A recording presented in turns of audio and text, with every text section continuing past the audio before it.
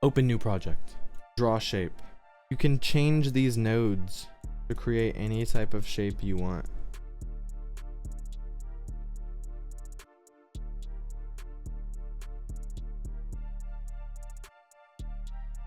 I'm liking this shape, right?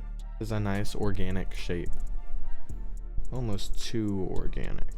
I'm gonna lower the opening of the vase just because that's more attractive to me.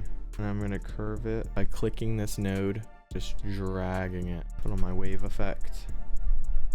Quantity, 35 is calling to me. I like 35.